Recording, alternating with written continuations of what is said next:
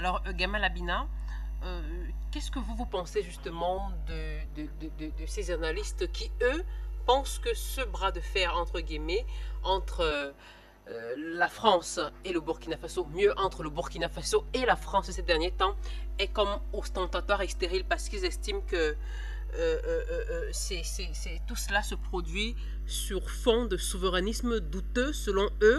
Donc pour eux, c'est un souverainisme qui est à interroger, d'autant plus que le nationalisme qu'on observe ces derniers temps, notamment en République centrafricaine, au Mali et même au Burkina Faso, est pro-Kremlin et donc est suspect d'une certaine façon puisque l'Afrique, et vous le dites souvent, a besoin d'une réelle indépendance et d'une réelle liberté.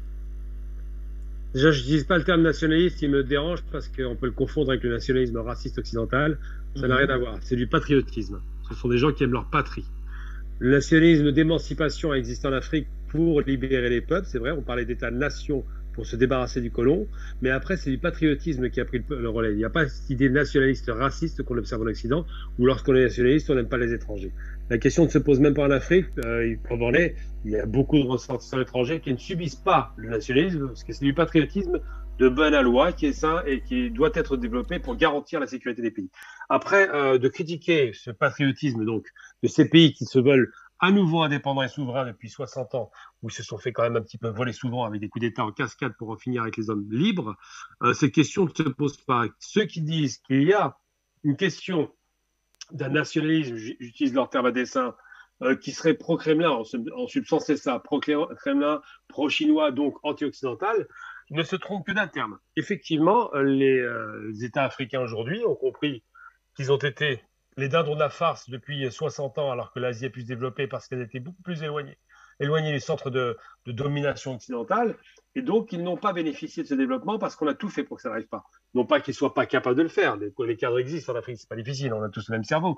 Mais l'objectif était de faire en sorte que l'Afrique reste une grande réserve, un grand marché à ciel ouvert pour vendre des produits manufacturés en Occident.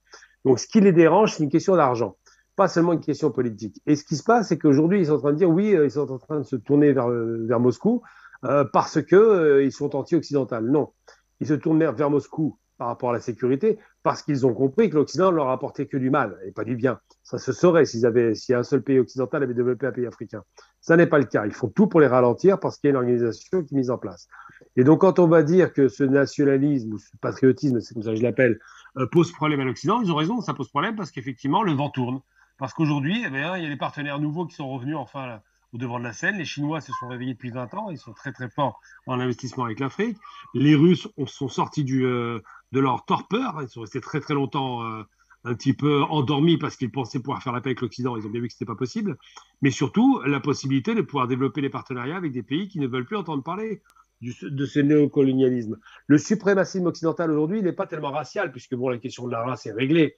Ils ne sont pas supérieurs, ils le savent parfaitement. Ils s'inscrivent surtout dans une démarche de domination économique. Ils veulent surtout pas, ne veulent pas voir l'émergence de puissances africaines, quelles qu'elles soient, qu'elles soient du nord, sud, est, ouest. On voit bien que l'Éthiopie, ils ont essayé de déstabiliser, alors que c'est un pays qui était extrêmement stable et qui se développe. Ils ne veulent surtout pas les voir émerger parce que ça devient des concurrents de fait. C'est-à-dire que l'Occident, qui dominait pendant 400 ans par la puissance industrielle et militaire, aujourd'hui se pose des questions de savoir est-ce qu'ils pourront encore dominer. Mais quand il y a un concurrent sérieux en face d'eux avec des produits de meilleure qualité, effectivement, ils ont un problème avec ça. Donc je dis simplement qu'il ne faut pas confondre nationalisme et patriotisme. C'est deux concepts un peu différents. Et que quel qu'en soit le concept au demeurant, de toute façon, c'est du souverainisme. Ils ont droit et ils doivent ne plus accepter la présence de militaires étrangers. Ils n'ont rien à faire en Afrique. C'est quand même ahurissant de voir ça. Ils doivent être capables de se défendre par eux-mêmes parce que ce n'est pas les imbéciles et que les hommes sont braves et combattants si on leur laisse les possibilités, évidemment, d'avoir des armes à part égale, hein, qu'ils aient des armes de même qualité que ce qu'il y a en face, ce qui n'a jamais été le cas jusqu'à présent. Ça commence à arriver avec les Russes, évidemment. Et puis surtout, ils n'ont pas à devoir subir le diktat des Français ou des Américains. Je viens d'apprendre, par exemple, que les États-Unis, hier, ont refusé l'accord économique qui était en vogue, enfin l'accord à minima, il n'y a pas grand-chose, de produits burkinabés, c'est-à-dire qu'ils commencent à sanctionner le Burkina Faso. Et moi, je me posais la question de savoir comment ces gens peuvent s'autoriser à sanctionner un pays africain, quel qu'il soit, alors qu'ils ne sanctionnent pas une dictature qui est arrivée en Égypte, hein, par le militaire, hein, c'est le même principe. Celle-là, par contre, elle est reçue parce que ce sont des alliés, qui n'ont pas critiqué le fait qu'en Belgique, il n'y ait pas eu d'État pendant un an sans gouvernement. Ça a posé problème à personne. Qu'au Liban, c'est pareil, ça pose pas problème, semble-t-il, mais par contre, qu'il faudrait qu'il y ait des États inféodés à la tête des États africains. Eh bien, La question est très simple, elle n'est pas compliquée à comprendre, c'est qu'aujourd'hui, il y a eu le Mali qui s'est débarrassé effectivement de la présence des militaires français de façon définitive et radicale, que le Burkina lui emboîte le pas, tout comme c'était le cas en Centrafrique, et que je pense que beaucoup l'effet domino, dont je parlais depuis longtemps, cet effet domino est en train de reprendre corps, et que lorsque cet effet domino va intervenir, eh bien, les partenaires africains choisiront enfin des partenaires crédibles et les mettront en concurrence. Il faut comprendre que le rapport de force, c'est de savoir qu'on a le choix de son partenaire et qu'on le met en concurrence avec d'autres. Et si les autres sont meilleurs que ses partenaires historiques, eh bien, il faut le foutre dehors, tout simplement. Donc, je pense que la question qui se pose aujourd'hui, c'est de savoir est-ce que oui ou non, les populations ont raison de manifester. Ben oui, les peuples en général ont raison. Est-ce qu'ils ont compris? Ben, ils ont parfaitement compris parce que les Africains sont très politisés, contrairement aux peuples européens qui sont de moins en moins politisés. Mais surtout, est-ce qu'ils ont compris que leur intérêt, c'est de choisir leur partenaire? Eh ben, ils l'ont compris aussi. Donc la question du patriotisme et du souverainisme africain n'est pas à discuter, n'est pas à interroger. Ce même patriotisme qui existe en Occident ne mériterait-il pas d'exister en Afrique? Ben, s'il le mérite, parce que ça permet d'avoir une cohésion sociale, une cohésion nationale et la protection des intérêts de la nation.